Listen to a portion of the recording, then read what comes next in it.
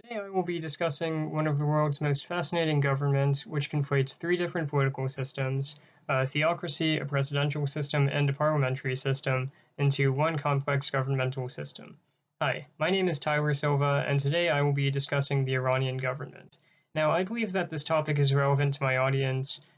because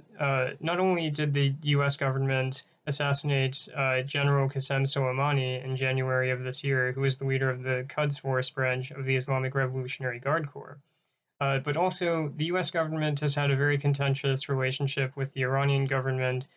since the establishment of the Islamic Republic in 1979, which has entailed the US government's imposition of a great deal of economic and military sanctions upon the Iranian government. Now, I believe that I'm qualified to discuss this subject largely because I took AP World History during my sophomore year of high school, during which I learned a great deal about Iranian or Persian history, and I subsequently took AP US and Comparative Government during my senior year of high school, during which I learned a great deal about the Iranian government itself. And I also obtained a 5 on both the AP World History exam as well as the AP Comparative Government exam. Now, specifically, I would like to discuss the executive branch of the Iranian government, which is comprised of the Supreme Leader, the President, and the Expediency Council. So now let us discuss the Supreme Leader's role within the Iranian government. Now, the Supreme Leader is by far the most preeminent or powerful individual within the Iranian government. He's appointed for life by a legislative council known as the Assembly of Experts, and according to the Iranian constitution, he serves as the commander of the armed forces. He has the power to oust the president from office if he so chooses to. He has the power to appoint half of the members of the Guardian Council. Um, and he's able to supervise most foreign and domestic matters. Now, I think it's interesting that he's able to appoint half of the members of the Guardian Council, which I should note is a very powerful legislative council, which not only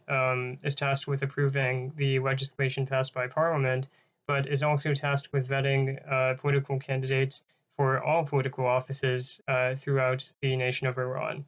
Um, and so essentially, even though the Supreme Leader typically doesn't vet presidential candidates himself, he wields a great deal of influence over the Guardian Council's ability to vet presidential candidates. For instance, in 2017, according to The Guardian, the Supreme Leader privately told former President Mahmoud Ahmadinejad to abstain from running for the presidency, um, and uh, and yet Ahmadinejad essentially ignored the Supreme Leader's request, so the Guardian Council stepped in and disqualified him from running. Um, so this just shows how much sway or influence the Supreme Leader has over the Guardian Council's vetting process, at least in presidential elections. Now, the Supreme Leader is also the commander of the armed forces, as I mentioned earlier, which includes the Islamic Revolutionary Guard Corps, which is an interesting military institution which is essentially only loyal to him, and it's tasked with upholding the ideals and achievements attained during the Iranian Revolution, which means that essentially the IRGC is tasked with quashing protests which form in response to the passage of certain political or religious laws or even electoral results. And and they were especially notorious for injuring or killing a great deal of protesters who took part in the Green Movement protests in 2009, which formed in response to potentially fraudulent presidential electoral results. Now, this essentially concludes the powers of the Supreme Leader, so I think it would be beneficial to now proceed to discuss the powers of the President. Now, even though the President is the head of government in Iran, he's subordinate to the Supreme Leader, who is the head of state, at least in accordance to with the Constitution, as the President's powers essentially only pertain to supervising or establishing the budget for each fiscal year, as well as proposing legislation to the modulus parliament, and the president does not act as the commander of the armed forces, which I found especially interesting. Um, and essentially, this renders the position somewhat titular, but it is still pretty important. And additionally, the president serves alongside 8 vice presidents and a cabinet of 22 ministers who are confirmed by the modulus parliament. Now, even though I mentioned earlier that the Supreme Leader and the Guardian Council have a great deal of influence over the vetting process in presidential elections, they can't really influence or act as the determinant of the electoral results in a presidential election. Now, for instance, in 2017, according to Al Jazeera, the Supreme Leader actually supported a conservative candidate known as Ibrahim Raisi uh, in the presidential race. Yet the incumbent, Hassan Rouhani, who is a reformist candidate, or essentially a moderate, and who is still the president of Iran today, actually attained a resounding victory in that election. So this shows that even though the Supreme Leader and the Guardian Council may have a great deal of influence over elections, they can't really influence the outcome of certain elections, at least presidential elections.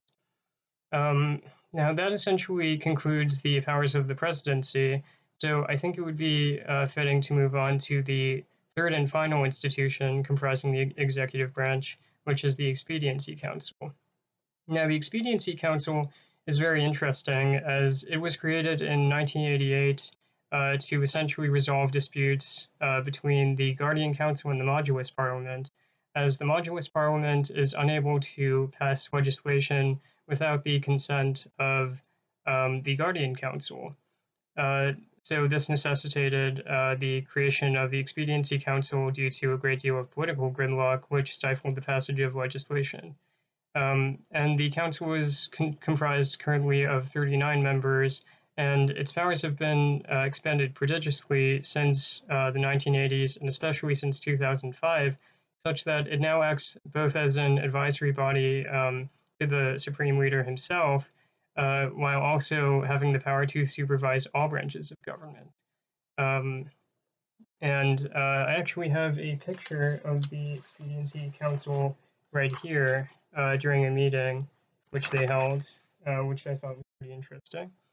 And also, I think it's interesting to note that according to an American think tank known as the American Iranian Council, the Expediency Council has been shown to side a great deal, to predominantly side with the Guardian Council while mediating between the Guardian Council and the Modulus Parliament, because the Expediency Council, like the Guardian Council, is largely comprised of conservative candidates, while the Modulus Parliament is largely comprised of reformist candidates. Um, Also, I apologize, I forgot to show this picture of the Islamic Revolutionary Guard Corps earlier, um, which I thought was pretty interesting as well. So I think that essentially concludes our discussion of the Expediency Council, and I think it would be valuable to essentially review the points which we've discussed in this speech. So Iran, in summary, has a very complex governmental system, which, as I mentioned earlier, is essentially a combination of a theocracy, a presidential system, and a parliamentary system. And the executive branch in particular is comprised of the Supreme Leader, the President, and the Expediency Council. Now, one last fact which I find particularly interesting is the fact that the state of Iran was actually much more democratic and liberal under monarchical rule prior to 1979 than it is now under a republic. So I hope that you've learned about a bit about the Iranian government from the speech, and thank you for listening.